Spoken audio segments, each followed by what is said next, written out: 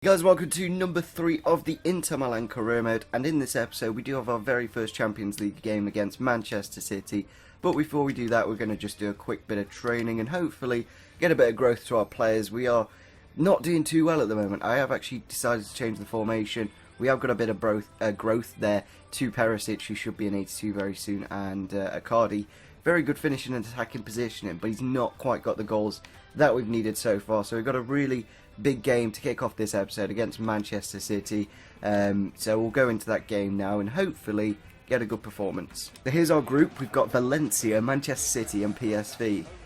We have to beat at least 2 of them. And out of the 3, obviously Manchester City is probably going to be the toughest of the 3. So this will be a good test with the new formation, and hopefully we can get a positive result. Looking at the Manchester City lineup, they've gone for Wilfried Bony up front, so it's a little bit of a weaker team.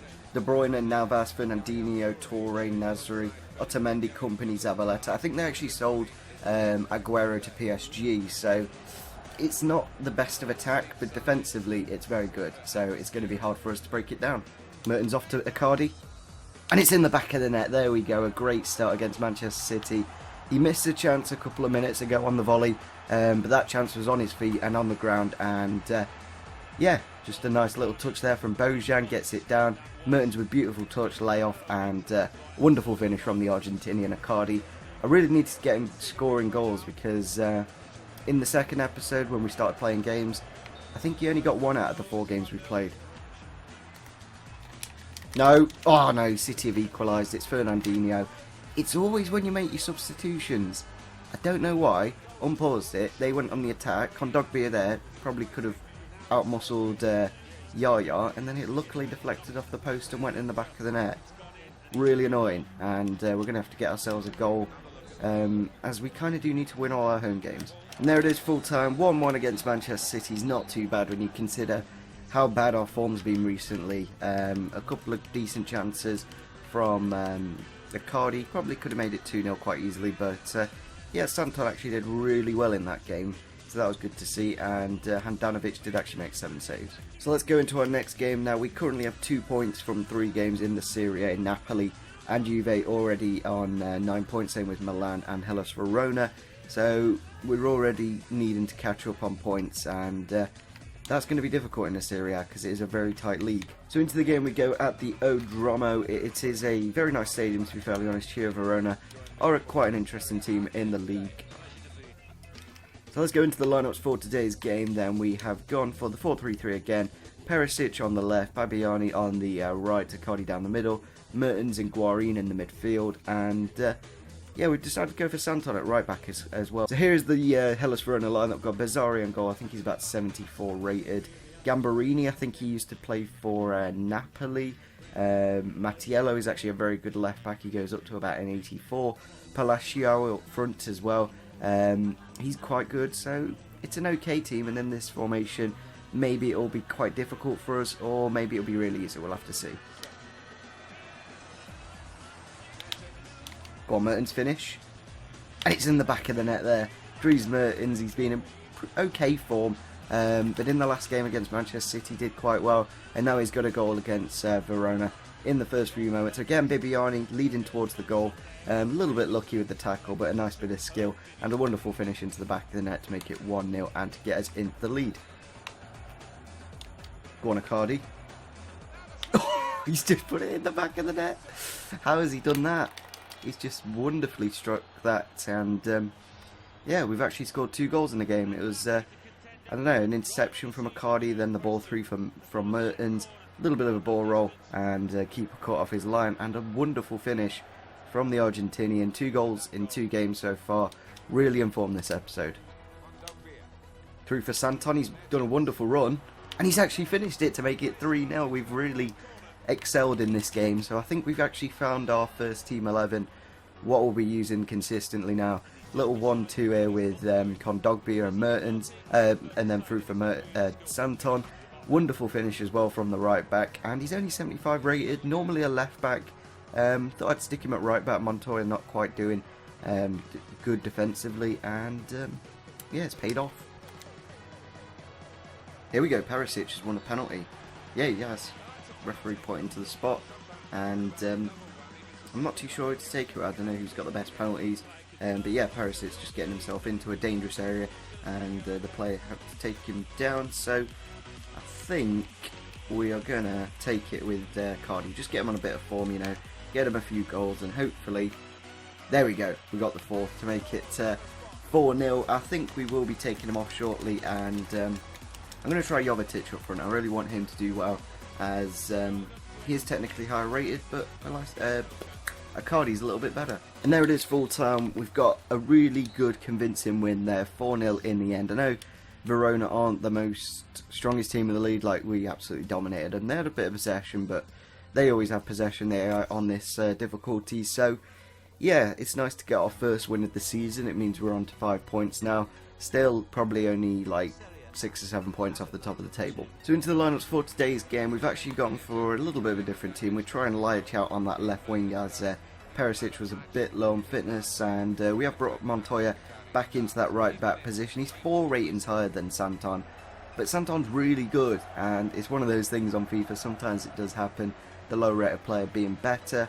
And here is the Hellas Verona team. They've got Pisciano at right back, the legend that is Lukepingu up front, and Romelu in the midfield. He's quite good as well, but we should be able to beat this team. There's not a lot of goodness in it apart from Lukepingu. Ball into the box, no, Lukepingu, oh, and he's got it on the underside of the crossbar and in.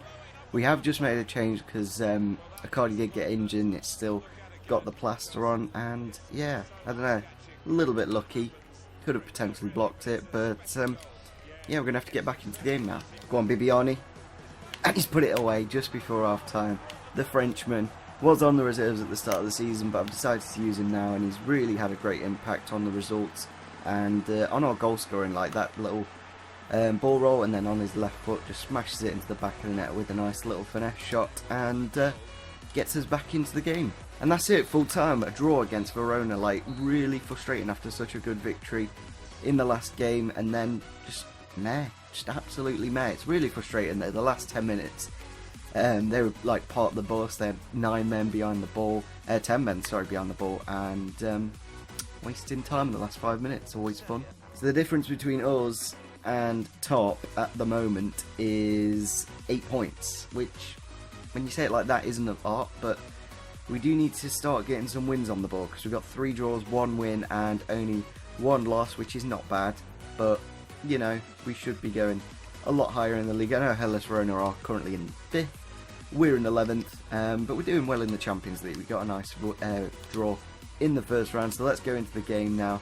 I think I might use the alternate kit, you know, just to end off the episode, as I just want a little bit different, and hopefully we can get a good performance in this game. So into the final game of the episode now. Here is our lineup for today's game. We've actually gone for Palacio up front. I was tempted to start with Jovetic, but obviously Icardi's out injured. Hopefully we can get a good performance. We are playing Santon for this game. Hopefully he is our winning formula. I actually realised that there are no Italians in the team if we do play Montoya. So Santon, he's the only Italian. So here is the Fiorentina lineup. I think they're actually playing a 3 at the back. Yeah, they are. Astori, and Tomovic, and Runakaliga, Pascal Blasakowski, and Giuseppe Rossi up front. So it's going to be a different formation. It'll be interesting to see how it counteracts with our 4-3-3.